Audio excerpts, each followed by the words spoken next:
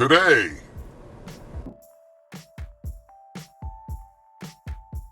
Guys, I'm at the jewelry store where I buy, you guessed it, gold and silver. I'm gonna see what $20,000 can buy. Just to show you what it'll get you nowadays in gold. Today we're selling an old desk. Solid wood, missing some knobs, don't have a key, still sells. You just got to sell them as projects. That's the key. People love a project.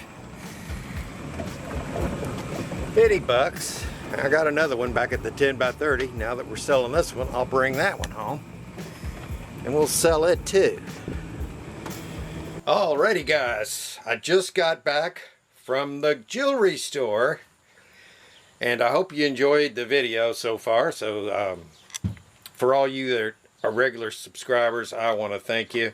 And I want to thank you all that aren't. And please do subscribe. It's free. Just click the little bell down there and hit the notifications, and we're going to get you some good content.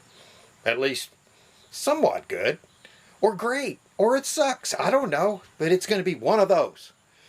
So, to answer the question that you all wanted to hear answered was, how many Krugerrands, 1 ounce gold Krugerrands, could you get for $20,000? Here we go. All right. There's 2, 4, 6, 8, 10. I'm going to show you up close. These are beautiful coins. It's a 75. Fine gold 1 ounce. There's the other side. These were South African. And they're going back to gold again. Every country's going to be going back to gold. Even us. We're just fighting a silent war right now. But yeah, Nasara is going to be implemented, I'd say by this time next year for sure.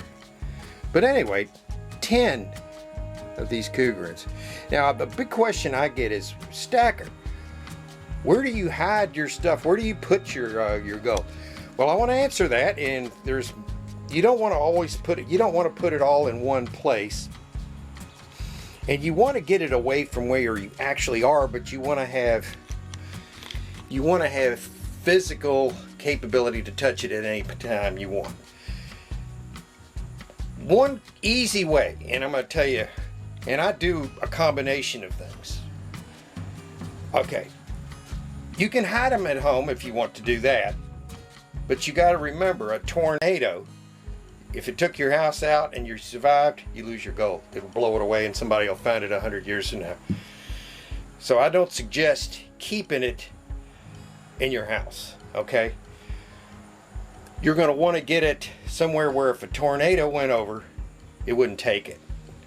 So you got to get it into the ground, but you can't just put it into the ground. You want to put it in something that is waterproof and double and maybe triple seal it.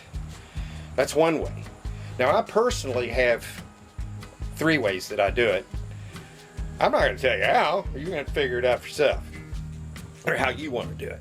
I have one family member that has a vault, a verified vault that has what he has is insured, and I trust them. Now, you can't just do this with anybody, but some of that I keep, and it is insured.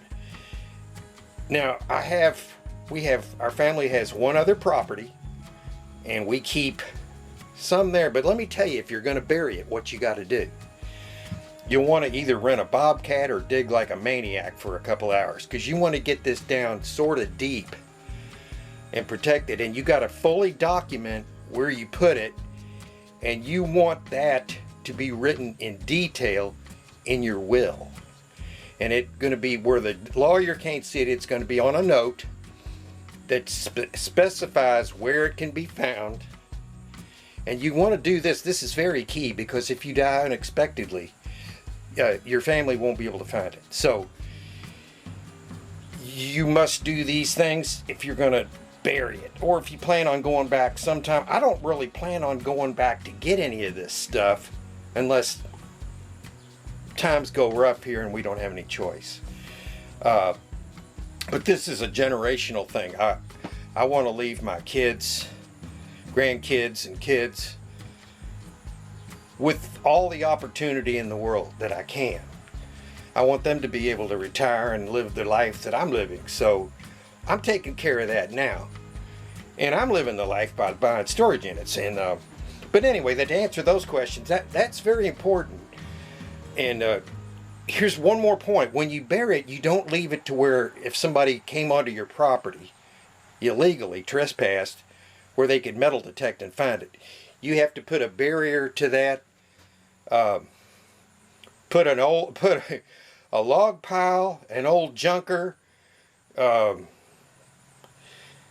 anything like that. Put it under a building. Put it under a building that you build, or just be creative, because you don't want to put it in the bank deposits because, well, I don't trust them. Do you? So I hope that helps, and I hope you enjoyed this segment.